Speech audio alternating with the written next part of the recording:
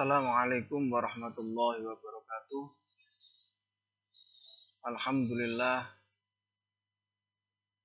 Wassalatu wassalamu ala rasulillah Sayyidina Muhammadin Abdillah wa ala alihi wa sahbihi wa mawalah wa la hawla wa la quwata illa billah. Alhamdulillah, puji syukur kehadirat Allah subhanahu wa ta'ala, karena pada hari ini kita masih diberikan oleh Allah kesehatan, kekuatan, kesempatan sehingga kita semua bisa mengikuti kegiatan Pondok Ramadan walaupun dengan daring. Salawat dan salam tak lupa selalu terlimpah curahkan kepada junjungan kita Nabi besar Muhammad sallallahu alaihi wasallam yang kita harapkan syafaatnya kelak pada yaumul qiyamah. Anak-anakku sekalian, pada kesempatan kali ini Pak Musleh akan memberikan materi tentang khutbah Jumat. Apa khutbah Jumat itu? Khutbah Jumat ialah uraian pidato yang dilakukan sebelum pelaksanaan sholat Jumat. Orang yang menyampaikan khutbah disebut khatib. Dalam melakukan khutbah, khatib hendaknya berdiri di antara dua kali khutbah diselingi dengan duduk. Rukun khutbah. Apa rukun khutbah itu? Rukun khutbah adalah suatu ketentuan yang harus dilaksanakan ketika pelaksanaan khutbah Jumat. Rukun dua khutbah Jumat meliputi: 1. Mengucapkan hamdalah atau puji-pujian kepada Allah Subhanahu wa ta'ala.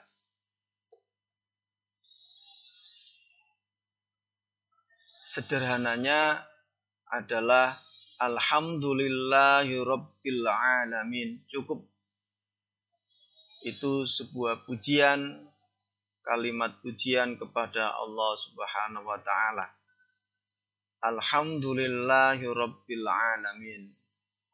Yang kedua, mengucapkan sholawat kepada Nabi Muhammad sallallahu alaihi wasallam. Bagaimana mengucapkan salawat kepada Nabi Muhammad? Allahumma sholli ala sayyidina Muhammadin wa ala alihi wa sahbihi ajma'in. Yang ketiga adalah mengucapkan dua kalimat syahadat, yaitu syahadat tauhid dan syahadat rasul. Ashhadu an la ilaha illallah wa ashhadu anna Muhammadar Rasulullah. Rukun khutbah yang keempat adalah berwasiat, berpesan dengan takwa serta nasihat kepada kebaikan.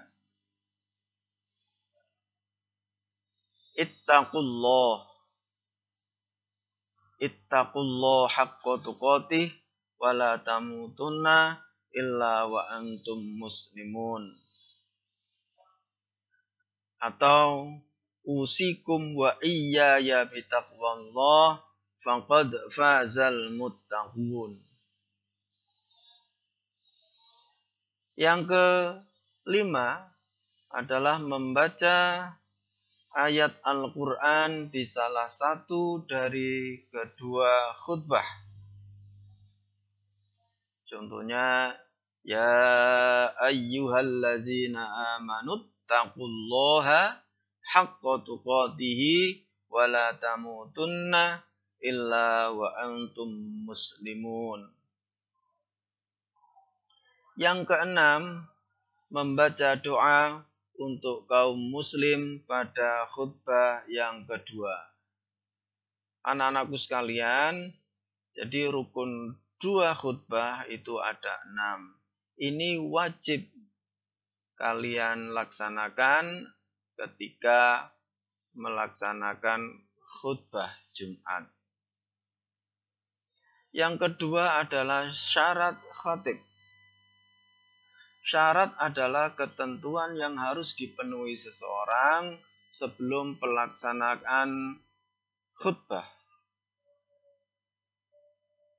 Syarat seseorang untuk menjadi khatib adalah 1. Laki-laki dewasa. Yang kedua, tertutup auratnya. Yang ketiga, sehat jasmani dan rohani. Yang keempat, mampu membaca Al-Quran dan hadis dengan baik. Yang kelima, suci dari hadas dan najis. Yang keenam, memahami materi khutbah. Yang ketujuh, mampu menyampaikan khutbah dengan baik. Syarat khutbah. Yang pertama, khutbah dimulai pada waktu zuhur, sesudah matahari tergelincir. 2. Khutbah dilakukan 2 kali dengan berdiri, jika memungkinkan. Yang ketiga, duduk di antara 2 khutbah. Yang keempat, khutbah dilakukan dengan suara keras dan jelas. Yang kelima, khutbah dilakukan berturut-turut sesuai dengan rukunnya. Sunnah khutbah. Yang pertama, khutbah dilakukan di atas mimbar atau tempat yang tinggi agar makmum bisa melihat khatib. Yang kedua, khutbah disampaikan dalam kalimat yang jelas, sederhana, dan mudah dipahami, serta tidak terlalu pendek, juga tidak terlalu panjang. Khutbah yang baik tidak terlalu panjang, mungkin kurang lebih 10 menit untuk khutbah dan 5 menit untuk sholat. Jadi cukup 10 menit untuk khutbah dan 5 menit untuk sholat. Jadi tidak terlalu panjang. Yang ketiga, menertibkan 3 rukun khutbah, yaitu dimulai dengan memuji Allah, membaca sholawat atas Nabi Muhammad SAW, dan berwasiat dengan takwa. Kemudian yang keempat, didahului dengan salam.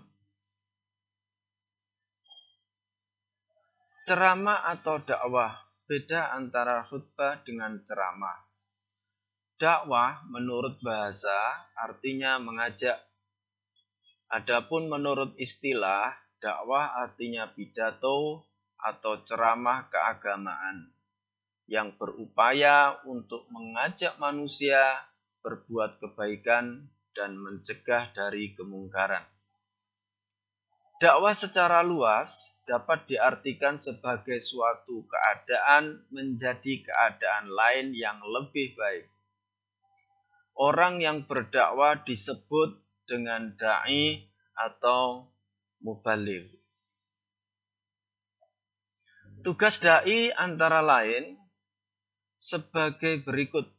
Yang pertama, mengajak beribadah. Yang kedua, mengajak yang ma'ruf. Yang ketiga, mengajak yang mungkar. Bekal yang harus dimiliki oleh da'i, yang pertama, memiliki iman dan takwa yang kuat. Yang kedua, memelihara kesucian hati, jiwa, dan pikiran. Yang ketiga, memperbanyak amal soleh dan ibadah. Yang keempat, berakhlak mulia. Yang kelima, berwawasan luas dan memiliki ilmu pengetahuan yang luas. Perbedaan antara khutbah Jumat dan ceramah. Yang pertama, khutbah Jumat syaratnya harus suci dari hadas dan najis. Sedangkan dakwah, seorang da'i atau penceramah tidak harus suci dari hadas dan najis. Yang kedua, pembacaan Al-Quran dan berwasiat takwa merupakan rukun khutbah. Wajib. Jadi dalam khutbah, berwasiat takwa merupakan rukun. Wajib dilaksanakan. Sedangkan dalam dakwah atau ceramah, bukan merupakan rukun.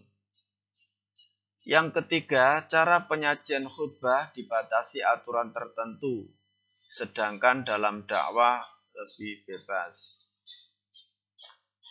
Yang keempat, waktu pelaksanaan khutbah ditentukan, yaitu sebelum sholat Jumat. Sedangkan dakwah atau ceramah bisa kapan saja. Yang kelima, mustami', pendengar atau jamaah dalam khutbah harus tekun, menyimak dan tidak boleh berbicara. Sedangkan dalam dakwah boleh saja berbicara. Anak-anakku sekalian,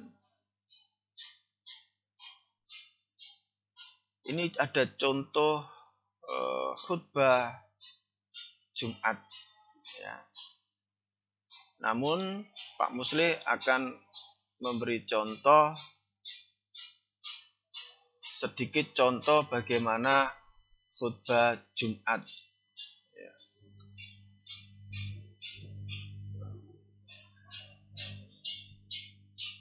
Yang pertama, khatib berdiri, kemudian mengucapkan salam, Assalamualaikum warahmatullahi wabarakatuh. Kemudian duduk sebentar, menunggu muadzin mengumandangkan azan. Setelah muadzin mengumandangkan azan, maka khatib memulai khutbahnya. Contohnya seperti ini pembukaannya. Alhamdulillahirabbil alamin. Ini puji-pujian kepada Allah. Cukup alhamdulillahirabbil alamin.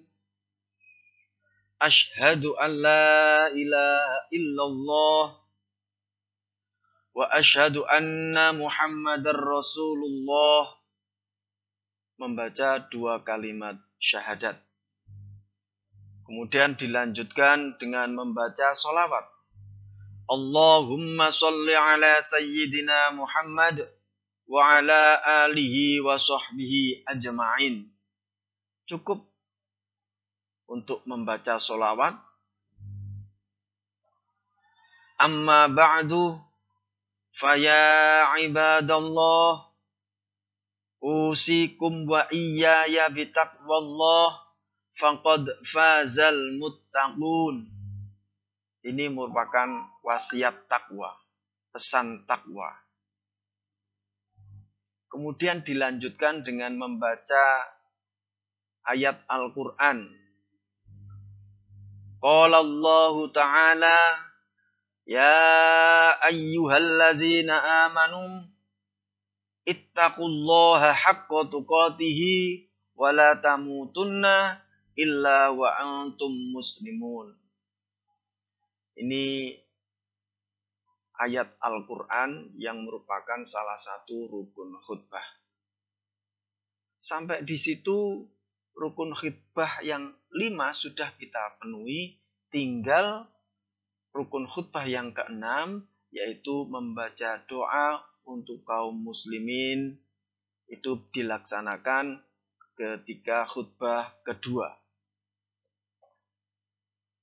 Doa, contoh-contoh doa untuk kaum muslimin, misalkan Allahumma ufir lil muslimina wal muslimat wal mu'minina wal mu'minat al ahya'i minhum wal amwat. Itu contoh doa untuk kaum muslimin. Bisa dilanjutkan dengan doa-doa yang lain. Rabbana atina fid dunya hasanah wa fil akhirati hasanah wa qina azabannar. Ibadallah, innallaha ya'muru bil adli wal ihsan wa ita'i dzil qurba wa yanha 'anil fahsya'i wal munkar ya'idukum la'allakum tadhakkarun wa la dzikrullahi akbar. Aqimis shalah. Baiklah anak-anakku sekalian, kali ini akan Pak Musli berikan beberapa contoh khutbah Jumat. Contoh yang pertama, ini contoh khutbah Jumat yang sangat singkat, kurang lebih 5 menit. Namun, walaupun cuma 5 menit, tapi sudah memenuhi seluruh rukun khutbah, jadi tetap sah. Contoh khutbah ini sudah saya sampaikan paling singkat, tapi sudah memenuhi syarat untuk keabsahan sholat Jumat. Dengan contoh ini, Pak Musli harapkan jika kalian diminta untuk mengisi khutbah Jumat, kalian sudah siap. Ini khutbah yang paling sederhana. Baiklah, kita mulai. Ini khotib sudah naik mimbar dan sudah menyampaikan salam. Jadi sudah langsung masuk ke materi khutbah Jumat. Alhamdulillah, asyhadu an la ilaha illallah, wa asyhadu anna Muhammadar Rasulullah. Allahumma salli ala sayyidina Muhammad wa ala alihi wa sahbihi wa man walah. Amma ba'd, usikum wa iyaya bitaqwallah. Qala Allah Ta'ala, ya ayyuhalladzina amanu taqullaha haqqa tuqatih wa la tamutunna illa wa antum muslimun. Para jamaah yang terhormat, kita bersyukur kepada Allah karena dengan pertolongan dan petunjuknya kita telah menjadi orang yang beriman kepada Allah Subhanahu wa Ta'ala.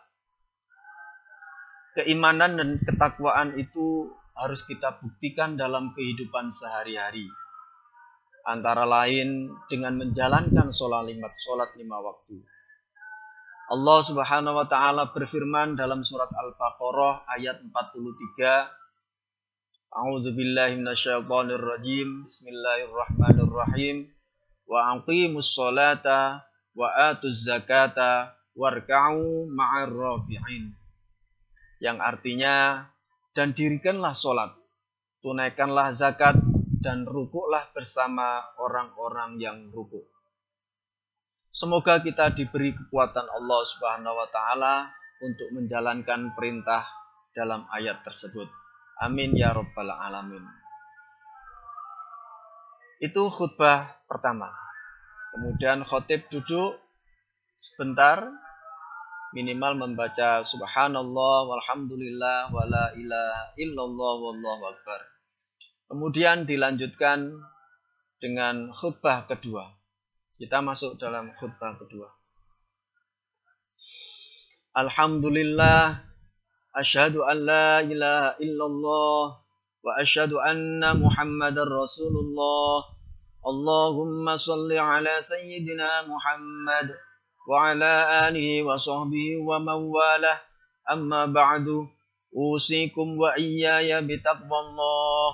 Qala Allah Ta'ala, ya ayyuhalladzina amanu taqullaha haqqa tuqatih wa la tamutunna illa wa antum muslimun. Allahumma ighfir lil muslimina wal muslimat wal mu'minina wal mu'minat al ahya'i minhum wal amwat. Rabbana atina fid dunya hasanah wa fil akhirati hasanatan wa qina adzaban nar. Walhamdulillahi rabbil alamin. Wala dzikrullahi akbar. Selesai khutbah kedua, kemudian dilanjutkan dengan sholat Jumat. Nah, itu contoh khutbah Jumat yang sangat singkat, tapi sudah memenuhi seluruh rukun khutbah. Jadi khutbahnya tetap sah, walaupun sangat singkat. Kemudian anak-anakku sekalian, contoh khutbah yang kedua dengan materi yang agak panjang.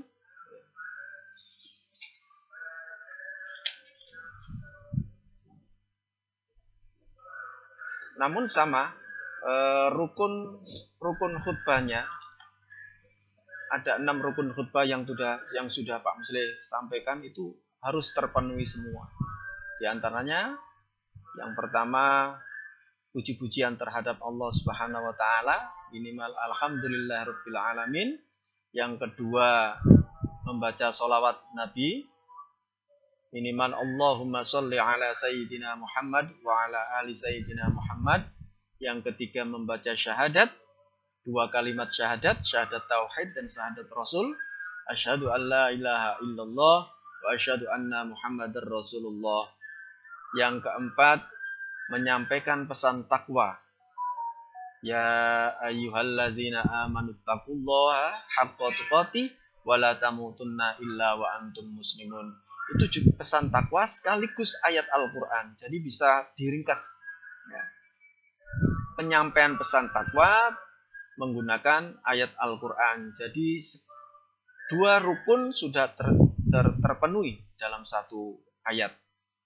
Ya. Rukun penyampaian pesan takwa dan membaca ayat Al-Qur'an. Yang keenam adalah mendoakan seluruh umat Islam, kaum muslimin yang nanti disampaikan di khutbah yang kedua. Contoh khutbah yang kedua. Ini sama, khotib sudah naik mimbar, mengucapkan salam, kemudian duduk sebentar, mendengarkan muadzin untuk menyampaikan, mengumandangkan azan. Setelah itu, khotib berdiri kembali, menyampaikan materi khutbahnya. Contohnya seperti ini. Alhamdulillahirabbil alamin. Asyhadu an la ilaha illallahul malikul haqqul mubin. Asyhadu anna Muhammadan abduhu wa rasuluhul mab'usu rahmatan lil alamin. Allahumma shalli ala sayyidina Muhammad wa ala alihi wa sahbihi ajma'in. Amma ba'd. Fa ya ibadallah, usikum wa iyaya bitaqwallah. فقد فاز المتقون. قال الله تعالى في كتابه الكريم: أعوذ بالله من الشيطان الرجيم. بسم الله الرحمن الرحيم. يا أيها الذين آمنوا اتقوا الله حق تقاته ولا تموتن إلا وأنتم مسلمون. Para jamaah yang terhormat, Allah Subhanahu wa taala pernah berfirman bahwa Ia akan menyiksa penduduk suatu negeri atau semua penghuni bumi yang jelas-jelas melampaui batas kemanusiaan, norma susila dan agama. Sejenak kita membandingkan negeri-negeri jauh sebelum Nabi Muhammad SAW yang telah dihancurkan oleh Allah Subhanahu wa taala. Salah satu di antaranya adalah kaum Nabi Lut alaihissalam. Mereka diingatkan untuk menghentikan penyimpangan seksual, namun mereka justru secara demonstratif melakukannya dan menunjukkan perlawanan kepada Nabi Lut alaihissalam. Maka apa tindakan Allah Subhanahu wa taala?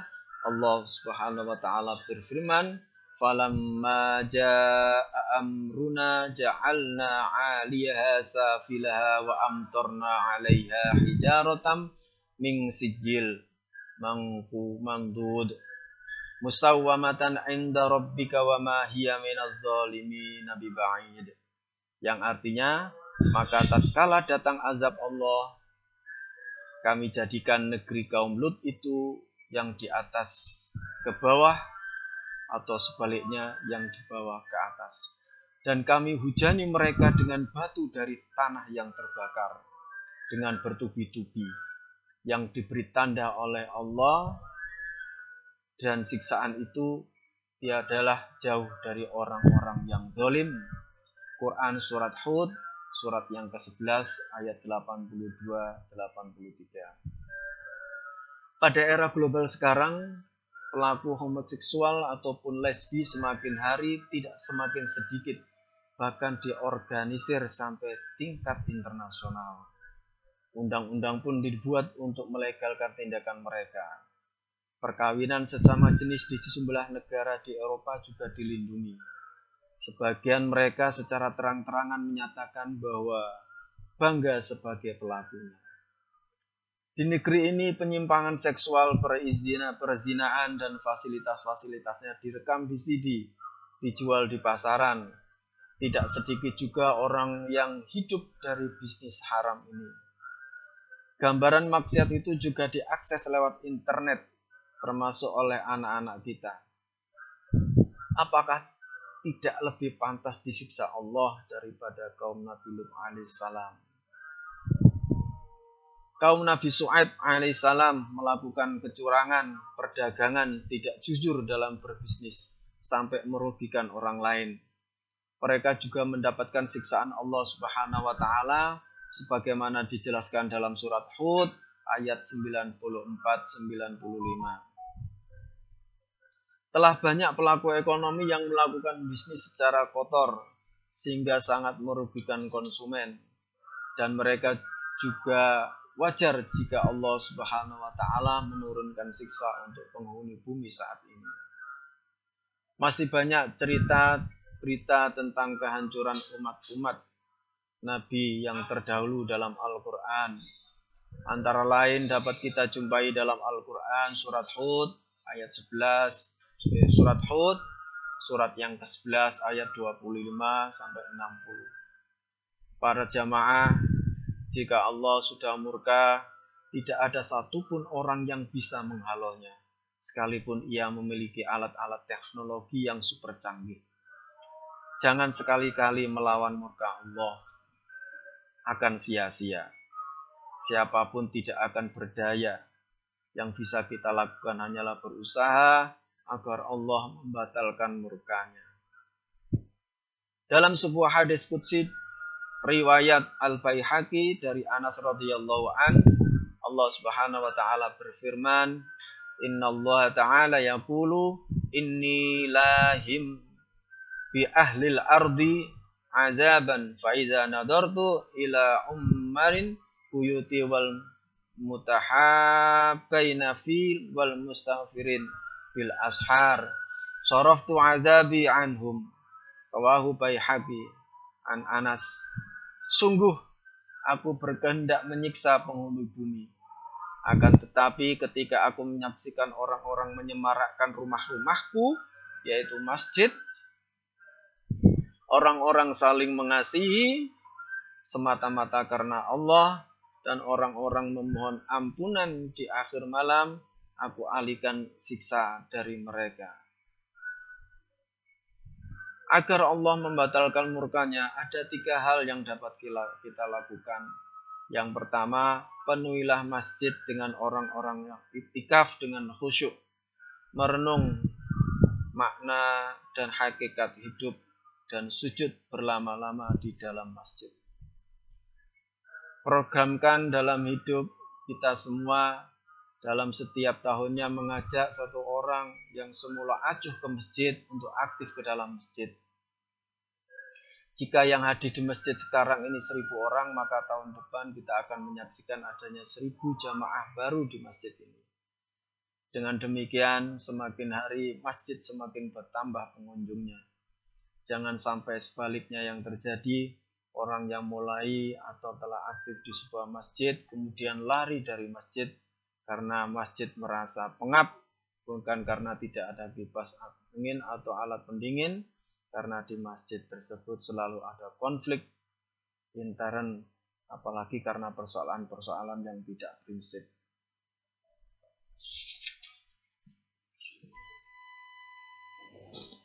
Sekali lagi, Allah sangat mencintai 3 kelompok di atas, dan karena merekalah Allah membatalkan murkanya pada penduduk sebuah negeri. Semoga kita semua termasuk di antara 3 kelompok ini. Aqulu qouli hadza fastaghfirullaha li wa lakum wastaghfiruhu innahu huwal ghafurur rahim.